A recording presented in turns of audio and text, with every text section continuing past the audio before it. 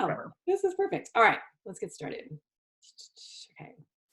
Hi all, this is Christina Pulver, Director of Operations and Recruiting here at Forza One Volleyball. And I'm sitting with head coach Kristen Belzung from Stony Brook University in Long Island, New York. So thanks so much for taking the time today. You know, since our athletes aren't able to get out and visit and get on campus, why not do it virtually? So let's get to know more about the Seawolves. How are you? I'm wonderful, Christina. Thanks for doing this. This is awesome. Awesome. Yeah. So I think, you know, the big question is, what are you doing right now with your team to keep them in shape and ready for America East? Yeah, I think it's a hard time for everybody. So, everybody's trying to make the most of the opportunities that they have at home. So our group, they're doing daily team workouts together. We can't be involved in them, but our strength coach meets with them for 15 minutes to explain what the workout is and then gets off and they create their own Zoom. So they're doing their workouts together as much as they can every day, which is awesome. They're still doing their Friday yoga, which is something we do in the spring anyway. And then we have weekly team meetings to just do announcements, and we're talking a lot about culture and kind of what our team ideals are and all that stuff. And then we're also using some video sessions and trying to get better through video as best we can.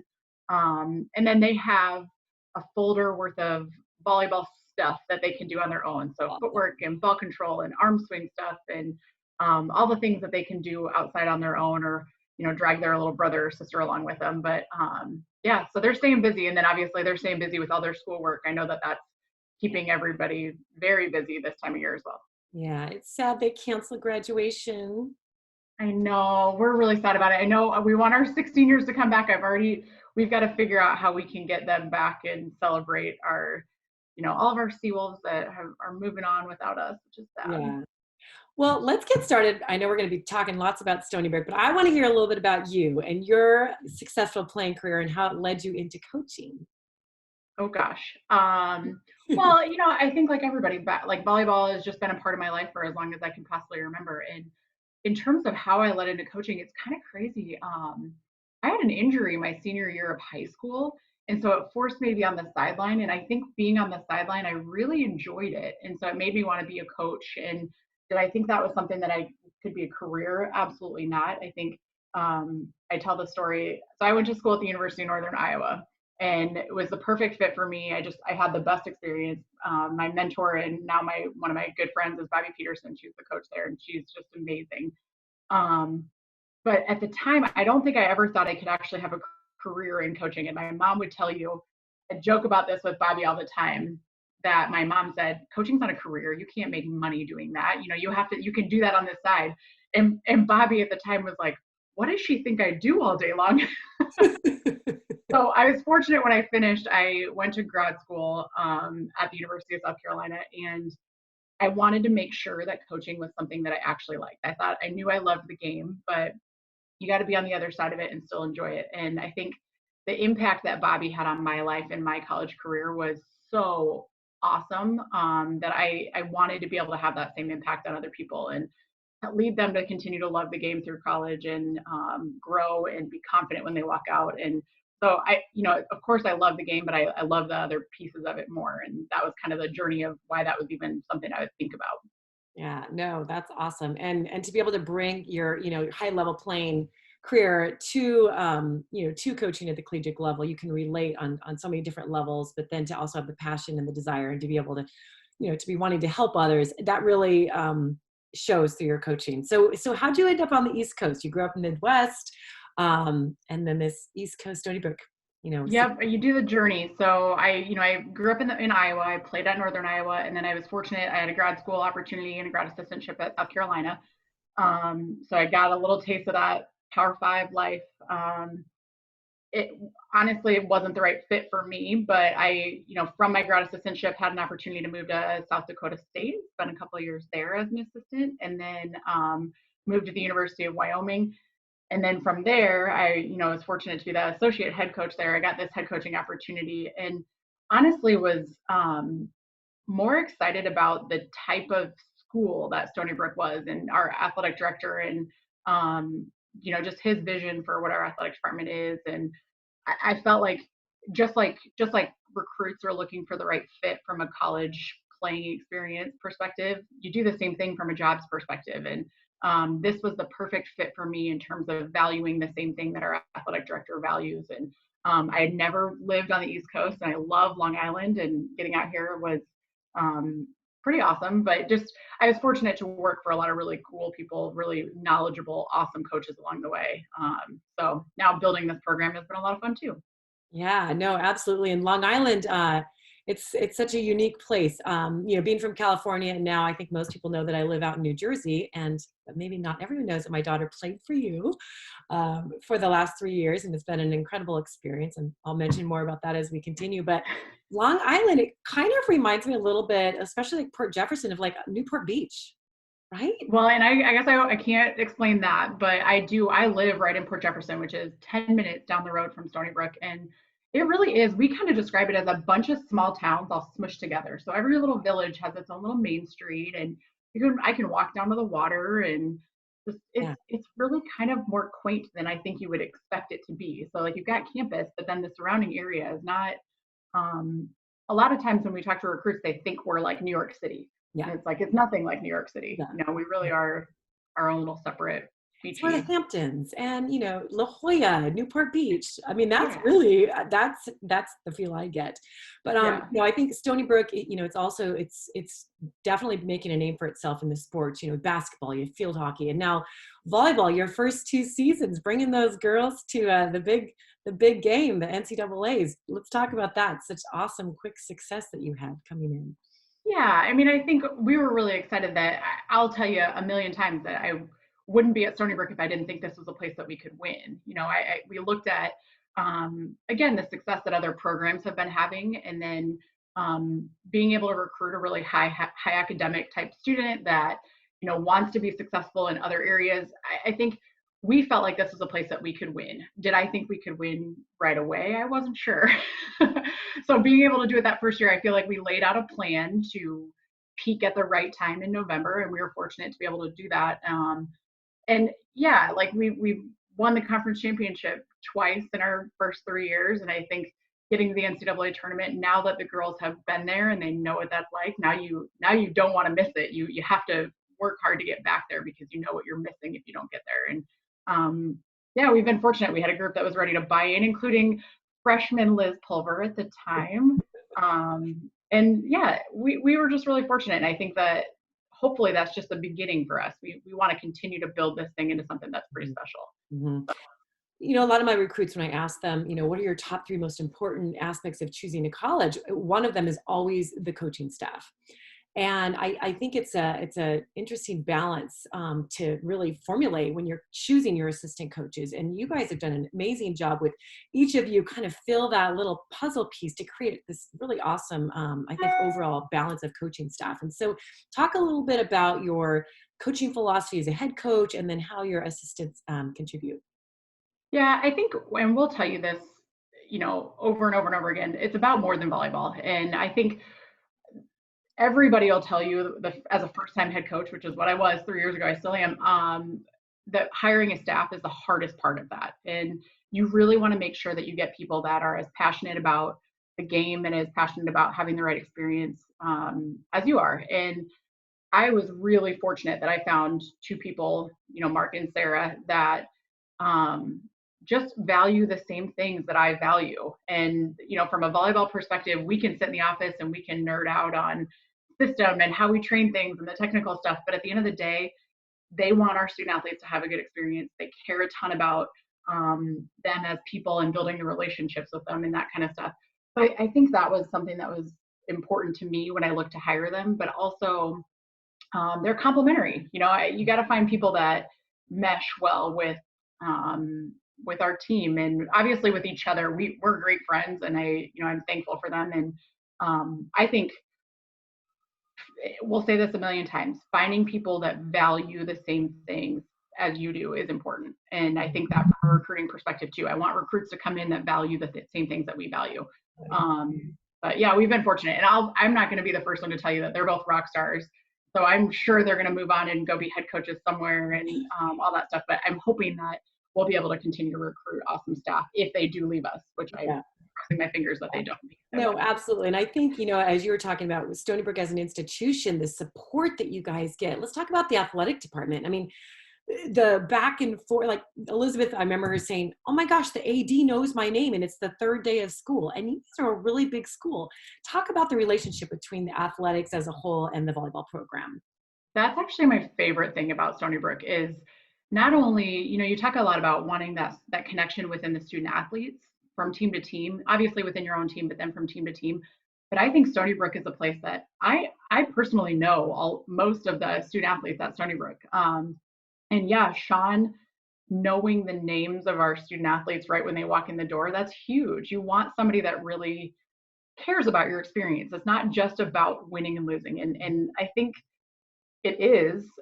winning is an important part of having a really full college experience. But I think having that support staff and knowing that you've got a lot of layers to kind of fall through if you're struggling with something, I think is important. And we feel like we have a rock star support staff. We have Laura in our academic office. Kate is our strength and conditioning coach. Brett is our athletic trainer. I even think about Izzy in life skills, Erin in our equipment room. The amount of people that are there to just support our student athletes directly with our volleyball program is pretty awesome. And then, yeah, it's more than just that like business relationship. You get the personal connection. You know about their families and they know about yours, and what makes you tick and some of that stuff, which is really cool. We're really fortunate. Well, not to mention, and I encourage my recruits and any players watching this to do a virtual tour of your athletic complex, but your weight room and your locker rooms, amazing. Great facility. Yeah, and we talk about a ton. It's not the facilities piece of it it's more about the people that are in those facilities than it is the facilities, but you also want to be at a place that really cares about your sport. And you look at just the renovations that we've been able to do in our specific volleyball space. Obviously the weight room is beautiful. What weight room do you know that has like natural light and a view of the football stadium?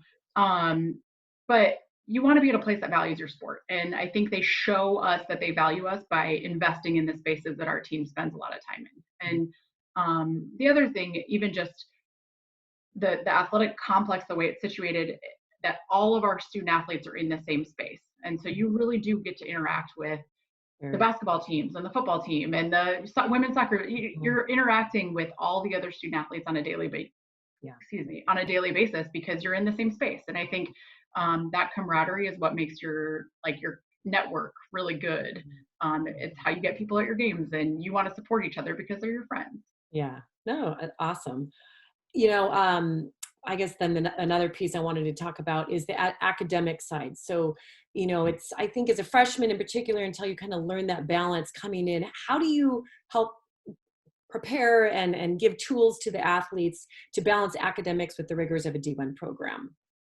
Yeah, I'd say number one, Stony Brook's it's a really good school. So we recruit the type of student that's going to be successful in that environment. I think you have to have a high level of academics to be successful here. So I think that's number one, is we try to recruit people that fit that. Number two, we teach them. You've got to learn the time management piece of it, but also all of our freshmen come in and they have weekly meetings with our academic advisor and an academic success coach. And they also have study hall hours that they're required to do. And we do study hall a little differently, where we schedule it almost like office hours. So you have a specific time. It's almost like a class that you show up during this time during the day. So Laura is there and she can pop in and check on you and see how you're doing. But we try to teach them just how to manage their time and how to be productive in that time, not just, I'm going to study. Well, what are you studying and how are you studying it? And, I think they have the ability to walk in and build relationships with their professors and some of that stuff through office hours, and we encourage them to do that. But at the end of the day, it's recruiting a high level student athlete that's going to work hard, I think, is the biggest piece of that. And then obviously giving them the tools to be successful is the second piece of that. And you guys, you have some, engineering majors. You've got some, Liz is a journalism major, some very time-consuming majors. How is the staff? It seems from Elizabeth's experience, anyway, the staff is very provides a lot of accessibility on the road. I remember one time Elizabeth had a midterm and someone proctored the test for her, right? Yeah. I don't think that's necessarily across the board at colleges. I think it's somewhat unique. Well, I'm a big proponent of the volleyball piece of your college experience. It's really just a piece of it. And at the end of the day, what you want to do down the road is is more important than these 4 years that you're spending in college. And so we've got people in every major. Nursing is the one major that is really hard at Stony Brook, but engineering, pre-professional, so your health science stuff, journalism, business, psychology, everybody's across the board. And that makes it challenging from a scheduling perspective for us, which is okay because at the end of the day, it's about more than volleyball. But I think that that ability to do what our student athletes want to do is important to them. And I think we feel like it actually makes you a better volleyball player if you are being successful or if you're getting the opportunity to be successful in other areas of your life. If you have the chance to be successful as a student and be able to work hard as a student and know that we value that, then you're going to value the time that you spend in the gym more. And I think that there's some buy-in to that. And I look at the same thing goes for our life skills programs and being able to be involved in the Black Student Athlete Huddle or FCA or SAC. All of those things and having the opportunity to be involved in a lot of things are important to a college career. And, um, the volleyball piece of it, I think you enjoy it more if you're having a positive experience across the board. And that to me is I don't know, it's important. Yeah, I like to ask the question, if I take volleyball out of it, are you still going to love the university? And they better all say yes, right? Because that's the school you want them to go to. Your life skills department, and the way they prepare the athletes for after college, I think is phenomenal. I mean, maybe 1%, 2% will continue on to play professionally as a whole in D1s, overseas. The rest are all moving on as soon as volleyball's over to that real life. And so the fact that you make it a priority throughout the process is awesome. Yeah, to me, that's actually a huge strength of Stony Brook that it's different than at a lot of places. Is our life skills office really does value. We talk about it. People don't know what life skills is. We talk about it as the bridge between your academic career and your athletic career. Like, how do you take the things that you're learning and actually apply them to getting out and being an adult and having a career? And I think the difference at Stony Brook is the personal kind of connection of like teaching you that the skills that you've developed as a student athlete, how do you put those on a resume? Like, how do you explain and sell that so that you actually can go out and get that job? And it's huge. I think it's really, obviously Liz knows it a little better since she's working in their office right now. Yeah. But it's valuable. Yeah. In terms of, there's a lot of talk right now on the mental side of volleyball and mental health and, sports psychologists. What is Stony Brook doing to support their athletes when it comes to that? A ton. That's another thing I think is awesome. Again, I go back to Sean, our athletic director, he really fully cares about our student athletes. And I think everybody's making a push to value mental health in a way that's a little different than it has been in the past, which I think is awesome. Stony Brook's really kind of on the forefront of that, where we've got counselors that work directly with our student athletes. We've got a sports psychologist. We have access to psychiatry.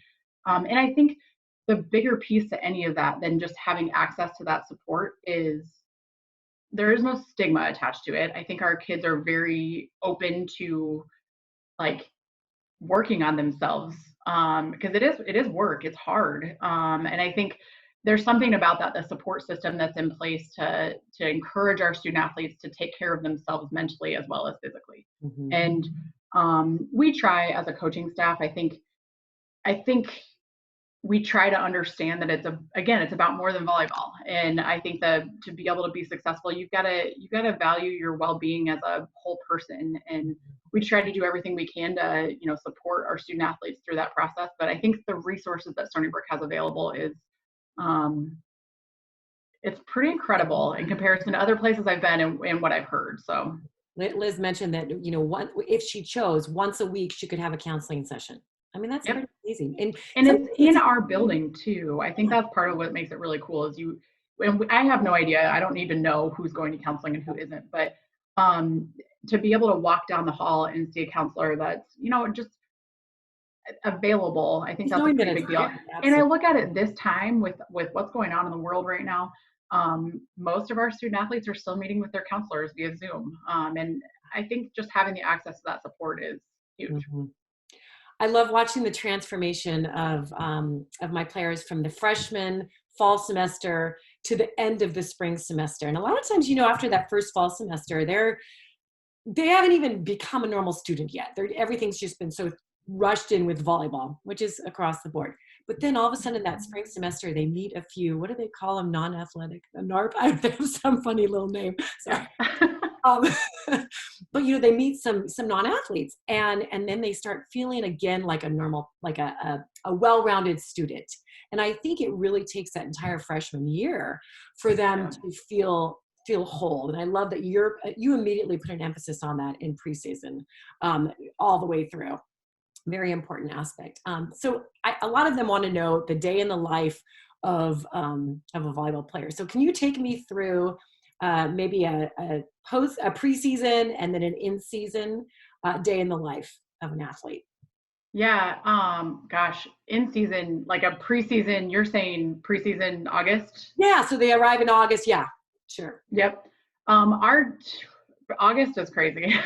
It's kind of, honestly, it's my favorite time of year because we're not, I hate to say this, but they're not distracted by anything. It really is the only time of year that we have volleyball as the only emphasis that they've got. We get up, we do practice in the morning, and then we typically do, they've got breakfast, practice. We typically do some sort of a team meeting in between our practices. Maybe it's a video session for what we're going to train that afternoon, or just something specific.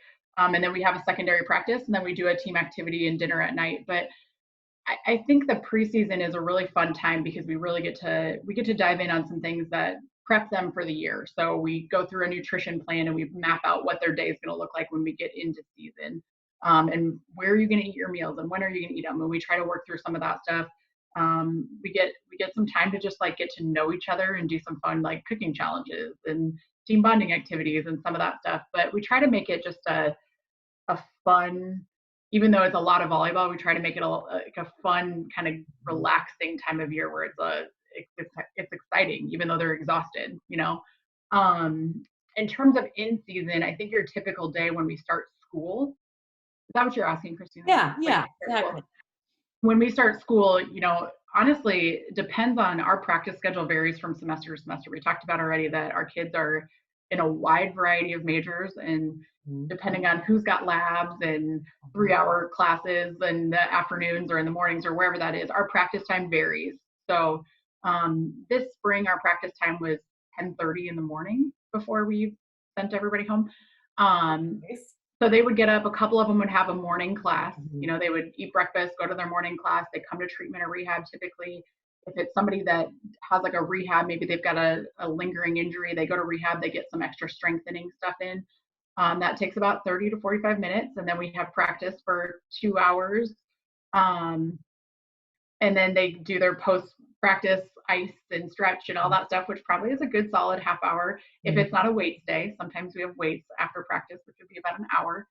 So then that runs to, we're at about 1:00, and they're eating food, and then they rush off to their afternoon classes. Maybe they have class from 2:30 to 7, and then they try to get some homework in, and then they go to bed and they do the whole thing the next day. So their in-season day is really booked from morning until night, and they've got to kind of piece in their schedule, their study times, and all that stuff. Yeah. It's sometimes I actually think being in season and the rigor of that is a little easier for our student athletes because they don't have free time to just like waste. They don't physically have the time in their day. Yeah. So a lot of different college coaches are for players living together and maybe not for players living together. Tell us about, freshman year in the dorms and then moving forward. Yeah, we freshman year in the dorms, we have them living with other volleyball student athletes unless they come in knowing that they want to live with somebody else. So right now we've got all of our freshmen in the dorm that's physically the closest to our building. And they all live together. Now, after that freshman year, they can live with whoever they want to. And I always say that it's a testament to our team to show how close they are, that all of our players live with other volleyball players. And we typically try to encourage them to stay on campus for 2 years. Some of them do and some of them don't. After they move off campus, they've moved into, now we have volleyball houses off campus, which is really good. But yeah, they can do whatever they want. The only time that we would discourage them from moving off campus is if they're struggling academically in some way, and then we would have a conversation about that.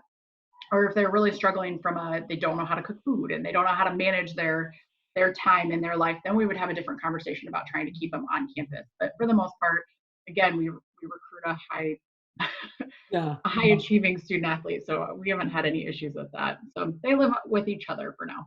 I think one of the sophomores is taking over Liz's room, and she just sold her furniture to one of the other volleyball players. So no, I love it. I love that they've established, and two really cool houses too, very close to campus. Yeah, and like nice and close to campus, and yeah, it's nice. I Uh, like that they like each other enough to live together. yeah, I do too. And on the weekends, I think while Stony Brook's a large campus and maybe a little bit spread out, there's still a lot of very cool things to do on the weekends. You're an hour from the city. They can, I mean, how many times did they go in for brunch on Sundays and demand, in the city, and go to Port Jefferson? What are some other ways to keep busy on the weekends? Well, I think a lot of them, yes, like the access to the city is really cool. Obviously, being able to get down to the beach, even if you go to the South Shore, we've got North Shore beaches that are a little rocky. If you want to go watch a sunset or kind of chill, that's a good spot for that. But if you want to go down to the beach and jump in some waves and some of that, they can get down to the South Shore in the summer at least, which 25 minutes down that direction. If they obviously Port Jeff, we've got some little shops and restaurants and all that stuff. I think a lot of times though on the weekends they stay on campus and they go to other sporting events and they support their friends and their other student athletes and what they've got going on. And that's a year-round activity, which is a lot of fun. But there are plenty of things to do on campus as well. Well, I know we've covered a lot of grounds. Is there anything else you want to make sure you let people know about Stony Brook that's unique? Oh gosh. No, I'll say this though. I think the biggest thing for us is find a place that values the same things that you value. And I think the location's important and making sure you've got the high enough quality of academics, the academic standard is important. Um, but find a coaching staff that you really can say, I value the same things. And they don't have to be the same things that we value. Like think it's a big deal that you have a full experience, that you get the opportunity to major in what you want to major in.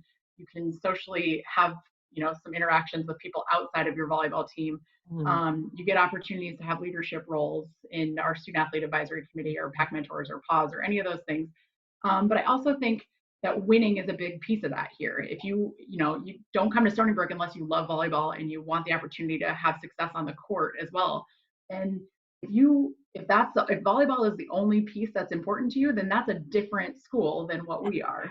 And I think that that's important to kind of step back and figure out what's important as a recruit, and then find the schools that fit that as opposed to just letting us sell you what we are, because we're good at selling you what we are, but maybe that's not exactly what those recruits are looking for. Yeah, I love it. I know. I think letting them realize they're in the driver's seat, and it's their choice.